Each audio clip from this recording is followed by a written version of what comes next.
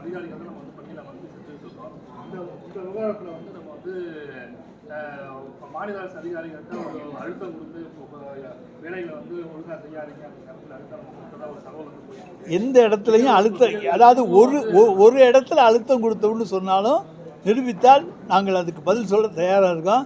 எந்த இடத்துலையும் நாங்கள் உற்சாகப்படுத்தி கொண்டு இருக்கோமே தவிர அவங்கள யார்கிட்டையும் அழுத்தம் கொடுக்கவே இல்லை, கொடுக்கவும் மாட்டோம்.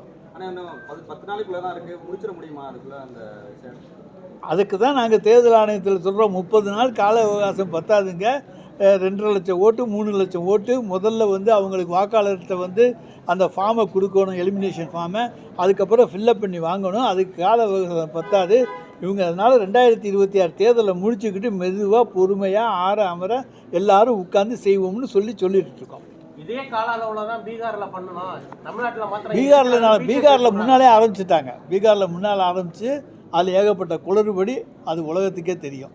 ஆனால் இப்போ காங்கிரஸ் வந்து தாவேக்காவோட கூட்டணி போங்கிற ஒரு கருத்து இருந்துச்சு. இப்போ வந்து திமுக கூட்டணி கொடுத்து பேசுறதுக்கு காங்கிரஸ் சார்பில் ஒரு 5 பேர் நியமிக்கிறதுனால இந்த முற்றுப்புள்ளி வச்சதா எடுத்துக்கலாம் சார். எங்கள் கூட்டணி என்றைக்கு பலமாக இருக்கிறது. எங்கள் கூட்டணியிலிருந்து யாரும் எங்களை விட்டு செல்ல மாட்டோம். திமுக ஆட்சியில் வந்து துப்பாக்கி கலாச்சாரம் வந்து அன்புமணிக்கு அது அன்புமணிக்கு தான் தெரியும். நாங்கள்லாம் துப்பாக்கி வச்சுக்கல.